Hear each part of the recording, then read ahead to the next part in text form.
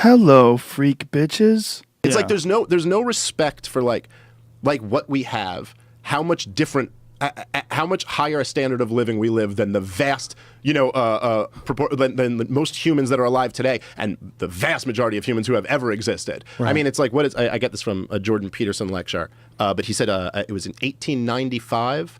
The average American lived on $1 a day, adjusted for modern inflation. So in 1895, it's like Central Asia level poverty in America. And that's just everyone before that.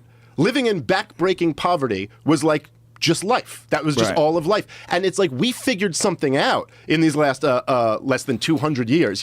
We figured something, or a little more than 200 years. We figured something out.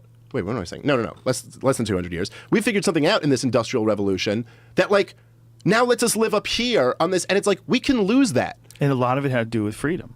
But the whole thing to me is freedom. The whole thing is that we embrace. Look, if you look in the year, you had on your show Thaddeus Russell, who's great. I just did his podcast recently, and he put it this way, where he goes, in the year 1800, because I was talking about what an incredible thing the 19th century was and how it transformed humanity. And he goes, in the year 1800, Americans are all making their own clothes. In the year 1900, Americans are shopping at Macy's.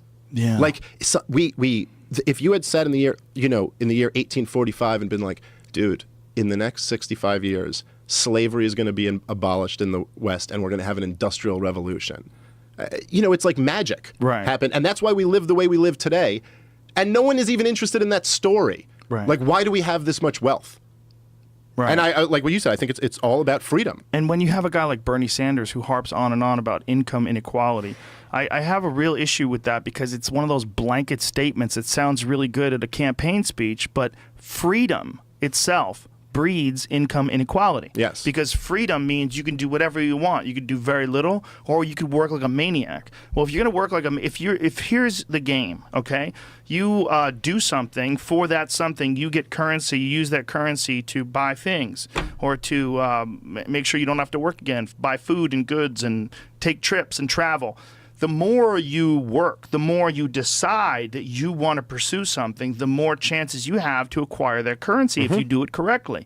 That is income inequality due to freedom. I mean, take away all the other factors that might be, in play, whether it's racial discrimination or sexual discrimination. I'm not denying that those things exist. But what I am saying is that the idea that you are going to have income equality in a capitalist society where anybody can do whatever they want, people, that is so counter to what we know about human behavior. I agree. You're talking about a fantasy person who doesn't exist, who has motivations outside of wealth, outside of, most people want some sort of reward for what they do.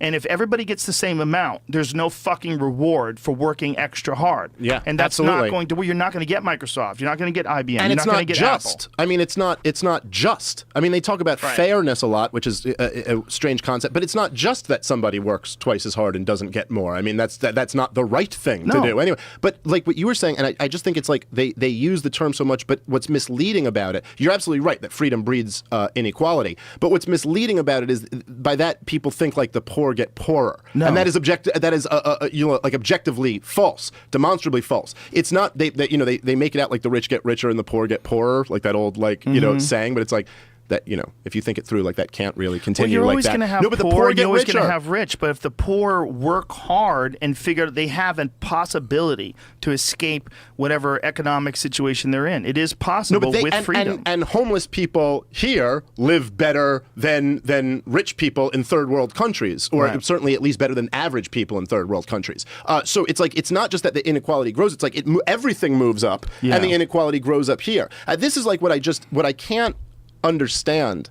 And again, it's like what I was saying before, like if you have any concept of the fact that we're by far the richest, freest human beings who have ever existed in recorded human history, at least recorded human history, who knows what was going on in ancient Egypt, but like, or before ancient Egypt, but but if you realize that we have this incredible amount, then it's like, it's like just being like, oh, we need all of these policies to like give handouts to poor people. It's like, well, actually, let's continue this train of getting richer and richer and richer. which is not at all, you know, like what people like Bernie Sanders, man. It's like, well, it's a hustle. Bernie's got a hustle going on. Yeah, and he's you full find out of it's shit. a hustle. You find out it's a hustle when you find out he's got a bunch of houses. Yep. And his wife tried to buy up all this fucking land to expand a university that she was running, and she killed the whole fucking school. Like, you got greedy. How about the fact that the motherfucker, and we haven't seen, so first off, he made $1 million off a book on how it's wrong to be a millionaire. I mean, it's like, how are you not, how can anyone look at you like as a serious leader when you did that? Well, Second he's off, saying what people want to hear, and there is some truth to some of the things that he's saying. I think that the world would be a better place if we had more social programs in place. I think the world would be a better place if colleges were free.